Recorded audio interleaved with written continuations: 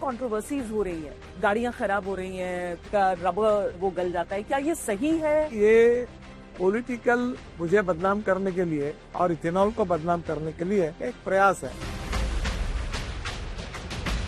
नए नए एक्सप्रेसवेज जो बन रहे हैं उनमें गड्ढे, उनको नुकसान। मैं आपको प्रार्थना करता हूँ कि हमारे हाईवे में जितने गड्ढे हैं उसके ऊपर आप कार्यक्रम करिए और दिखा दीजिए।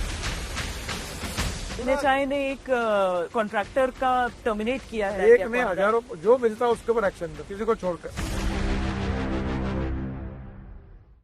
देश के दो सबसे महत्वपूर्ण शहर में शामिल, देश की राजधानी और साथ में देश की आर्थिक राजधानी दिल्ली और मुंबई की हम बात कर रहे हैं। और ये दो शहर ऐसे हैं जिसमें अगर हम जो पारंपरिक यातायात का सबसे डिपेंडेबल साधन यानी कि रेलवे, उससे अगर हम एक सामान्य ट्रेन से आए तो 18 से 20 घंटे का समय लगता है, और राजधानी अगर हो तो लगभग 16 घंटे का समय लग जाता है। लेकिन अब पूरे उस परिवहन की परिभाषा को बदलता हुआ एक ऐसा एक्सप्रेसवे दिल्ली और मुंबई के बीच, जिसकी चर्चा बहुत होती थी, और नितिन गडकरी जी से हम लोग ये सवाल भी पूछते थे कि क्या वाकई संभव है कि दिल्ली और मुंबई 12 घंटे में।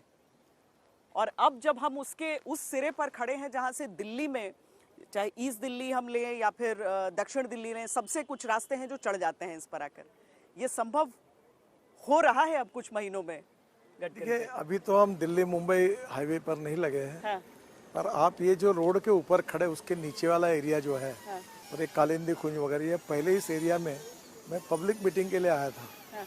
और तब मैंने देखा वहाँ से चलना मुश्किल था। हाँ। काफी इंक्रोचमेंट, काफी इंक्रोचमेंट थी, ये थी, गंदगी थी, नाले थे।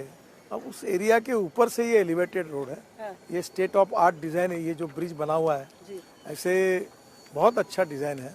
अब यहीं से दिल्ली से निकलकर डायरेक्ट इस रोड से चढ़कर, ये भी रोड तो डायरेक्ट हमारा ये जो जेवर एयरपोर्ट पे भी जाएगा। जेवर एयरपोर्ट भी जाएगा तुरंत, ये जेवर एयरपोर्ट का रोड है, और बीच में से पलटकर फिर हम लोग दिल्ली मुंबई हाईवे को कनेक्ट हो जाएंगे। अच्छा, तो अभी जिस एरिया में हम दिल्ली के हैं, ये रोड अभी खुला नहीं है, कुछ दिन के लिए ये अभी प्रधानमंत्री जी का डेट मांगी है। हाँ। और तुरंत मिलने के बाद ये पूरा हुआ है। हाँ। और करीब 10,000 करोड़ का रोड हमने बनाया और बहुत सुंदर है। दिल्ली में हम 1,60,000 करोड़ के काम कर रहे हैं। अभी तो हमने वसंत विहार की टनल भी मंजूर की है जी, 8-9 हज़ार करोड़ की। हाँ।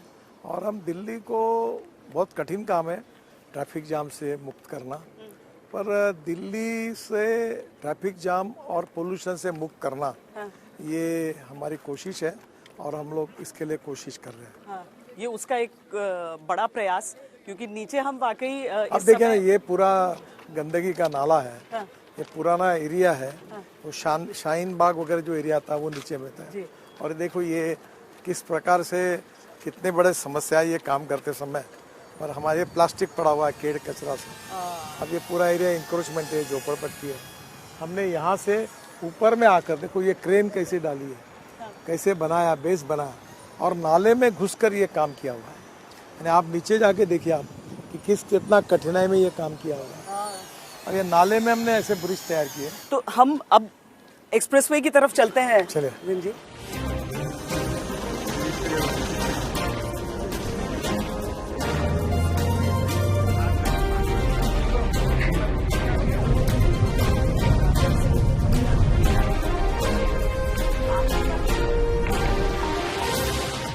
तो इस मैप के हिसाब से यहाँ पर सर रेड वाला है दिल्ली मुंबई एक्सप्रेसवे। अभी हम लोग हम लोग यहाँ से एंटर किए, ये दिल्ली का रिंग रोड है। हाँ। जो आपका DND है। हाँ। वो यहाँ से ये हाईवे आया फरीदाबाद को बाईपास करते हुए। हाँ। वो ये सोना पे ज्वाइन कर लेगा। ये गुड़गावा है, गुड़गावा सोना रोड है। ये एक्सप्रेसवे यहाँ शुरू होता है, यहाँ मिल जाएंगे सोना पे हम एक्सप्रेसवे, और फिर ये जयपुर इधर से ये जेवर चलेगा। जेवर एयरपोर्ट का ये मतलब सारी डिस्टेंसेस कम हो जाएंगे, एकदम सिग्नल फ्री है। और ये जो लोग अंदर घुसते थे दिल्ली के, ये सब लोग अभी इधर आएंगे नहीं, इनको डायरेक्ट लिंक मिल जाएगी। तो दिल्ली का ट्रैफिक काफी कम हो जाएगा, 30-40% ट्रैफिक। सर आप बहुत सालों से ट्राई कर रहे हैं दिल्ली का ट्रैफिक कम करने का। पर आप बताए दिल्ली पेरिफेरल रोड बना। हाँ। जितने ट्रक जाते थे अभी बाहर चले गए। हाँ। कम तो हुआ। अगर ये नहीं होते तो ये बात अलग है, कम होने के बाद और नया बढ़ा। हाँ। इसके कारण इफेक्ट जितना आता है लोगों को नहीं आ रहा है। एक तो वो कम हुआ, दूसरा मुझे लगता है कि जो दिल्ली के आसपास जो शहर है उनसे दूरी कम हुई। जयपुर हो गया, देहरादून हो अभी गया, दिल्ली देहरादून 2 घंटे में, 2 घंटे जयपुर सब। 2.25 घंटे में। हाँ।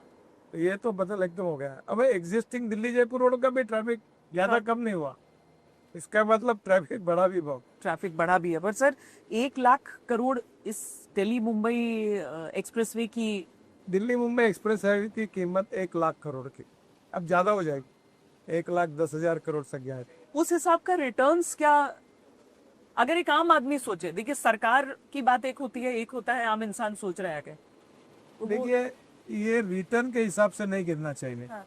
जैसे उदाहरण के लिए अभी एक रिपोर्ट आया IIM बेंगलोर, IIT कानपुर और IIT चेन्नई का, ये एक समय हमारी लॉजिस्टिक कॉस्ट GDP के हिसाब से 16% आती थी, अच्छा। और चाइना की 8%, हाँ। और अमेरिका और यूरोपियन कंट्री की ये 12% थी। और अभी ये रिपोर्ट ऐसा आया है कि हमारी लॉजिस्टिक कॉस्ट 6% का हुई है, तो ये एकदम 10% पे आई 6 महीने पहले।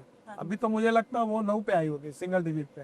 तो हम इंटरनेशनल मार्केट में, हमारे आयात निर्यात में हम लोग अगर 6% कॉस्ट कम हो जाएगी तो उतना कॉम्पिटिटिव होंगे। तो मुझे लगता है एक प्रकार से हमारी इकोनॉमी को बूस्ट करेगा, नई इंडस्ट्री, ट्रेड, बिजनेस और टूरिज्म बढ़ेगा। अब सिंपल उदाहरण बताता, यहाँ से बद्रीनाथ केदारनाथ का दिल्ली से हमने भी रोड बना दी, तो 3 गुना ट्रैफिक पर्यटकों का बढ़ा, कितना टन कर रहा। अब वो सरकार को कंट्रोल करना पड़ा, ये ज्यादा लोग मत आइए। अच्छा, टूरिज्म जब आता है तो 49% एक्सपेंडिचर एम्प्लॉयमेंट क्रिएट करने के लिए खर्चा होता है, तो इससे रोजगार निर्माण होता है। तो सर अगर मैं एक ट्रक लेकर मान लीजिए मैं जा रही हूँ दिल्ली से मुंबई, तो डीजल के हिसाब से, वक्त के हिसाब से, पैसों के हिसाब से मेरी कितनी परसेंटेज मेरी बचत होगी? देखो पहली बात तो एक ट्रक दिल्ली से मुंबई जाने के लिए अभी 48 घंटे लग, ट्रक को। अब वो ट्रक जाएगा 18 से 20 घंटे, हाँ। तो उसके करीब 28 घंटे बच गए। तो वो एक महीने में अगर 4 ट्रिप करता होगा तो 7 ट्रिप करेगा, तो एक ही ट्रक की 7 ट्रिप होगी तो उसका प्रॉफिट बढ़ेगा। दूसरा, जो चलते समय उतनी मशीन कम चलेगी तो फ्यूल भी बचेगी, हाँ। और फ्यूल बचेगी, कॉस्ट बचेगी, टाइम बचेगा, रिटर्न ज़्यादा मिलेंगे कैपिटल इन्वेस्टमेंट पर, और उसके कारण ही लॉजिस्टिक कॉस्ट कम होगी। सर फ्यूल की बात आपने की है तो मैं उस फ्यूल की बात करना चाहती हूँ, पूछना चाहती हूँ आपसे, जिसके साथ मतलब आपने जब इथेनॉल के बारे में बात करना शुरू किया था, मैं भी समझ सकती हूँ कि पेट्रोलियम मिनिस्ट्री को ये चीजें देखनी है, लेकिन आप बहुत पैशनेटली उसके बारे में बताते भी थे। आज जो जितनी कंट्रोवर्सीज हो रही है कि गाड़ियां खराब हो रही हैं, कोई कह रहा है उसका रबर का इस्तेमाल जहां होता है वो गल जाता है, क्या ये सही है या फिर केवल एक डर है, क्या है? क्योंकि कुछ पहली तो ठोस बात ऐसी नहीं है। है कि मैं केवल इथेनॉल की बात नहीं करता, जी, मैं ऑल्टरनेटिव अल्टरनेटिव फ्यूल और बायो फ्यूल की बात हाँ। करता हूँ। इलेक्ट्रिक भी मैंने शुरू की, जी, और हाइड्रोजन की भी बात करता हूँ, मिथेनॉल, CNG। मैं ये सब अल्टरनेटिव बायोफ्यूल की इसलिए बात करता हूँ कि हमारे देश में 22 लाख करोड़ रुपए का फॉसिल फ्यूल इंपोर्ट होता है, जो हमारे एनर्जी रिक्वायरमेंट का 87% है। आत्मनिर्भर भारत बने, हमें इंपोर्ट करने की जरूरत ना पड़े, और इसका फायदा युवाओं के लिए रोजगार निर्माण हो, और इसका फायदा किसान, अन्नदाता, ऊर्जादाता, ईंधन दाता, हवाई ईंधन दाता, बिटुमिन दाता, हाइड्रोजन दाता बने, ताकि गांव गरीब मजदूर किसान को फायदा मिले। इसलिए मैं बात 2004 से कर रहा हूँ। रही बात इसमें फ्यूल कैसा यूज करना, किसको ऐड करना, ये सब पेट्रोलियम मिनिस्ट्री के अधिकार में आता है। मेरी ट्रांसपोर्ट मिनिस्ट्री में ये जो ऑटोमोबाइल इंजिन है, इसके स्टैंडर्ड फ्यूल के हिसाब से तय करना और उसके बारे में रेगुलेशन करके नियम करना, ये मेरे अधिकार में आता है। तो फ्यूल ऐड करना नहीं करना ये होता है, इसका टेंडर पेट्रोलियम मिनिस्ट्री निकालती है, रेट कैबिनेट में तय होता है। और ये भी आरोप किया गया कि मैं इथेनॉल शुरू होने के पहले ही मैंने शुगर फैक्ट्री शुरू की थी। अब तो मैं देखता नहीं, मेरे लड़के देखते हैं। और टोटल 1500 करोड़ लीटर जो इथेनॉल खरीदी किया जाता है, वो 550 इंडस्ट्री है। कोई चावल से बनाता, कोई मक्के से बनाता, कोई शुगर केन जूस से बनाता, कोई मोलाइस। उसमें हमारा शेयर 0.07%, यानी 1500 लीटर में 1,70,00,000 में तो अल्कोहल बनाता हूँ, फिर बॉटलिंग प्लांट, तो हम लोग नहीं के बराबर। तो इसका बेनिफिट कोई हमको मिलने का कोई विषय नहीं, क्योंकि ऑलरेडी हम अल्कोहल अपना यूज कर रहे हैं। पर क्या इथेनॉल से नुकसान हो रहा है सर गाड़ियों? पहली बात, मैं आपको एक प्रश्न पूछता हूँ, हाँ। क्या आपके नज़रों में, आप भी पेट्रोल गाड़ी यूज करती है, अब 20% आपके गाड़ी में भी इथेनॉल है, आपको कोई तकलीफ हुई? अभी तक तो नहीं। आपके पेट्रोल की गाड़ी जिसकी इथेनॉल के कारण बिगड़ी हुई है, ऐसे 2 लोगों के नाम बता सकती है आप मुझे? अपना पर्सनल जान पहचान के? हाँ, कोई भी बताओ, जो भी देश का बताओ, कुछ भी बताओ, है कोई? नहीं, यूट्यूब पे वीडियोस देखे अभी हैं। मैं आपको बताता हूँ कि ये पेट्रोल की गाड़ियाँ, इसमें जो गाड़ियाँ जा रही है, ये जो फ्लेक्स इंजन है, इसमें 40% शेयर मारुति सुजुकी का है। उनके पास एक भी कंप्लेंट नहीं आया। टोयोटो के पास एक भी कंप्लेंट नहीं आया। अभी कोई टाटा, महिंद्रा, किसी के पास कोई कंप्लेंट नहीं आया। दूसरी बात, इसका इंश्योरेंस कवर है, गारंटी कंपनी दे रही है, कोई गारंटी में फर्क नहीं पड़ा। हाँ, एक बात जरूर है कि गाड़ी का मेंटेनेंस होते रहता है 2-4 साल, कोई पार्ट्स लगता है, कोई निकलता है। अभी एक पटना में घटना हुई कि टोयोटो कंपनी पर आरोप लगाया, वो इनोवा गाड़ी थी, वो खराब हुई वगैरह, तो उन्होंने कहा गाड़ी दो हमको, हम चेक करना है। बोले नहीं देता।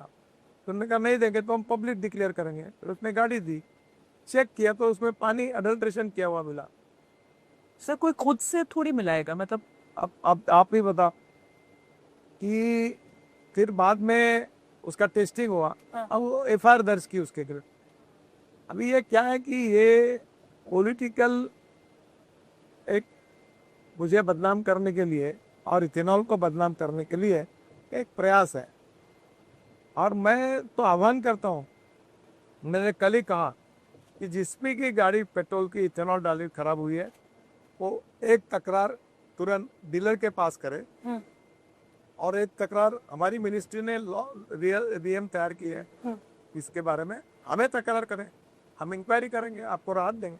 आपको लग रहा है सेफ है इथेनॉल? हाँ। देखिए, अमेरिका में इथेनॉल है, हाँ। ये थाईलैंड में है, ये जापान में है, ये जर्मनी में है, ये ब्राजील में है, ये हिंदुस्तान में है, हाँ। स्वीडन में है, ये 11 देशों में इथेनॉल यूज होता है। अब जिस देश में अपना खुद का पेट्रोल डीजल सस्ता अवेलेबल है, वो यूज करने का कोई कारण पर सर ये भी समझाइए ना, क्या ये सचमुच में पायलट प्रोजेक्ट है? क्या अभी कोशिश हो रही है या ये पायलट प्रोजेक्ट नहीं है, ये कोई इसको डिसेंट्रलाइज किया गया। कोई भी गाड़ी आज मेरे मन में आया और मैंने डाल दिया इथेनॉल, ऐसा नहीं होता। 4-4 साल इसके एक्सपेरिमेंट हो गए।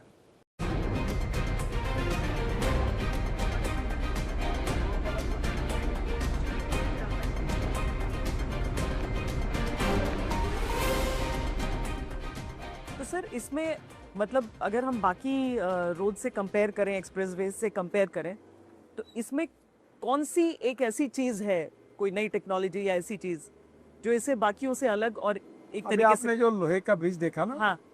वो अपने आप में बहुत बड़े साइज का अच्छा डिजाइन किया हुआ है। वैसे हमारे हर प्रोजेक्ट में भी हम लोग जो जितनी नई नई टेक्नोलॉजी है उसको स्वीकार कर रहे हैं। वैसे इसमें एक टेक्नोलॉजी अभी आई नहीं है। ये 2 पियर है ना, हाँ। इसके बीच में हमारे यहाँ केवल 30 मीटर डिस्टेंस होता है। अच्छा। अभी हमने एक मलेशिया से और सिंगापुर से एक टेक्नोलॉजी लाई है कि ये 120 मीटर हो जाएगा डिस्टेंस। अच्छा। और एक ही पिलर के बीच में ऊपर का बीम स्टील फाइबर में कास्ट होगा। हाँ। और अभी हम 50,000 करोड़ के 5 ऐसे ब्रिज बना रहे हैं। हाँ। नीचे में कोना में, हाँ। नीचे में रोड, ऊपर में एक ही पिलर पर ब्रिज, उसके ऊपर में ब्रिज, उसके ऊपर में मेट्रो। अच्छा। 4 फ्लोर 3 फ्लोर के। अब 50 अभी मंजूर हो गए। अब मैं भूमि पूजन के लिए भी जाने वाला हूँ। हाँ। मुख्यमंत्री जी का टाइम है। और ये जो हम इस एक्सप्रेसवे की खासकर बात करते हैं, 120 किलोमीटर प्रति घंटे की रफ्तार अलाउड रहेगी इस पर। हाँ। सर सेफ्टी को लेकर कोई इशू नहीं होगा? अभी तो फॉरेन में 200 सवा 200 किलोमीटर तक अलाउ। हाँ। वैसे हमारे यहाँ भी स्पीड और बढ़ सकती है, पर हमने हमारे यहाँ के ट्रैफिक डिसिप्लिन और लोगों का अप्रोच देखते हुए हमने 120 तक सीमित किया। अच्छा, 120 पे सेफ रहेगा इस सेफ है। हाईवे पर? अच्छा। और हमने उधर पेंच में भी बनाया, नागपुर जबलपुर सुंदर बनाया। हम लोग इकोलॉजी एंड इन्वायरमेंट की तरफ ध्यान देते हैं, पेड़ को ट्रांसप्लांट करते हैं, वाइल्ड लाइफ को लिए सुविधा करके देते हैं। और हमने इकोलॉजी इन्वायरमेंट को प्रभी हम बाम्बू के क्रैश बैरियर बना रहे हैं। हम डांबर में हम बिटुमिन में प्लास्टिक और रबर डालकर वो मिक्स तैयार करने की कोशिश करते हैं। बायो बिटुमिन, ये परली है ना राइस स्ट्रॉ, इससे बायो बिटुमिन बनेगा, वो हम यूज करने की बात कर रहे हैं। सर अगर एनवायरनमेंट फ्रेंडली डेवलपमेंट की बात करते हैं तो भारत दुनिया के देशों में रैंक कर रहा है अभी। हम बहुत आगे जा रहे हैं, बहुत जल्दी हम दुनिया के आगे जाएंगे। यही तो बायो फ्यूल अल्टरनेटिव फ्यूल की बात है। अगर आगे जाना होगा तो प्रदूषण को कम करना पड़ेगा, और इसलिए फॉसिल फ्यूल को कम करना है। पूरी दुनिया फॉसिल फ्यूल को कम कर रही है, और वही तो पर्यावरण की रक्षा करने के लिए आवश्यक है। दिल्ली में इतना एयर पोल्यूशन है, ये पंजाब और हरियाणा में 280 लाख टन परली जला देते हैं। ये पंजाब और हरियाणा का ऑफिशियल डाटा है। अब वो परली से बायो सीएनजी बनेगा, हवाई ईंधन बनेगा, इथेनॉल बनेगा, और परली का भाव 2500 रुपये टन हो गया। तो हमने वेस्ट में वैल्यू क्रिएट की। हमने गाजीपुर टेकड़ी की 7 मीटर हाइट कम थी, वो पूरा कचरा हमने सेग्रीगेट करके रोड में डाला। अब दिल्ली की मैं 2027 तक हमने निर्धार किया है कि हम लीगेसी वेस्ट देश की समाप्त कर दें। बारिश इतनी तेज हो रही है, आपने ये भी कहा कि आपको टारगेट कर रहे हैं लोग। एक और चीज को लेकर बहुत ज्यादा टारगेटिंग हो रही है, वो ये है जो नए नए एक्सप्रेसवेज जो बन रहे हैं उनमें गड्ढे, उनको नुकसान। मैं आपको प्रार्थना करता हूँ जी कि हमारे हाईवे में जितने गड्ढे हैं उसके ऊपर आप कार्यक्रम करिए और दिखा दीजिए। देखो गड्ढे नहीं है ऐसा मैं नहीं कहूँगा।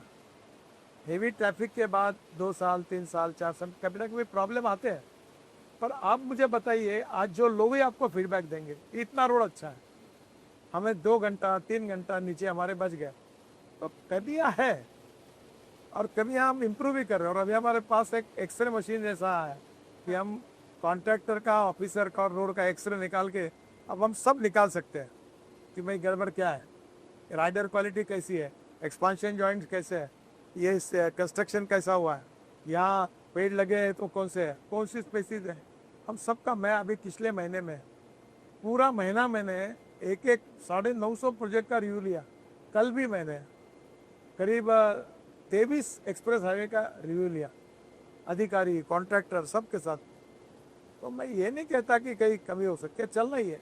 पर आप लोग एक्शन लेते हैं क्योंकि एनएचआई ने एक कॉन्ट्रैक्टर का टर्मिनेट किया है, बताया एक नहीं हजारों जो मिलता है उसके ऊपर एक्शन। तो मैं पहले कहता था कि अमेरिका से अच्छे रोड बनाएंगे, और अब highway network, national highway network में वर्ल्ड में नंबर 1 पर पहुंचा। और मुझे अमेरिका से आए हुए लोग कहते हैं कि तुम ये अमेरिका के जैसे रास्ते की क्या बात कर रहे हो, तुम गलत बोल रहे हो। तो बोला क्या हुआ, तो बोले हमारे रास्ते अमेरिका से भी अच्छे बने। इसका मतलब हमारे यहाँ कोई गलती नहीं है, ऐसा नहीं, कई गड्ढे मिल सकते हैं, हम उसको इम्प्रूव कर रहे हैं। कई कॉन्ट्रैक्ट्स, मतलब ये इतना लंबा स्ट्रेच है, इसमें कई कॉन्ट्रैक्टर्स काम कर रहे हैं। आप लोग कैसे सुनिश्चित करेंगे कि सोशल मीडिया के जरिए नहीं बल्कि खुद से ये जानकारी हो कि ये खराब है? और हमारे इसमें है ये बीओटी, हाइब्रिड एन्युटी, सब प्रोजेक्ट में 10-10 साल तक उस रोड को मेंटेन करने की गारंटी, डिफेक्ट लायबिलिटी उनके पास है। कुछ होगा तो उनकी जिम्मेदारी, उनकी बैंक गारंटी हमारे पास पड़ी है, हम जब्त करेंगे, कार्रवाई यहाँ जो नुकसान अगर दिखा है वो भरेंगे। हाँ बिल्कुल, उनकी जिम्मेदारी है। बाद में इनका हम रेटिंग कर रहे हैं अभी। बड़े बड़े कंपनियों को काम दिया है, और खराब काम करेंगे तो इनको सिस्टम से निकाल देंगे, ब्लैक लिस्टेड कर देंगे। अच्छा, हाँ, तो क्वालिटी कंट्रोल दुरुस्त, क्वालिटी के साथ कोई कॉम्प्रोमाइज नहीं जी। कितने समय तक वो आपके लिए प्रासंगिक रहेगी वो डिजाइन? जरूरतें बदलती हैं, उस हिसाब से दिल्ली मुंबई एक्सप्रेसवे को अगर मैं समझना चाहूँ। देखिए प्रॉब्लम एक है कि टेक्नोलॉजी, इनोवेशन, रिसर्च रोज बदलता है, और सरकार में नई बात को एक्सेप्ट करने के लिए बड़े रिलेक्टेंट रहते हैं, क्योंकि कल कुछ कम ज़्यादा हुआ तो क्या होगा। मैं आपसे प्रार्थना करूंगा कि नए प्रयोग करेंगे तो 10 में से 4 प्रयोग में कुछ अड़चन आ सकती है, तुरंत मीडिया उसको हिला से, तो कोई करने के लिए तैयार नहीं, ऐसा नहीं होना चाहिए। हम उम्मीद करते हैं कि बारिश थोड़ी रुके और हम अगले जो आपका रिव्यू पॉइंट है वहाँ पर हम ओके।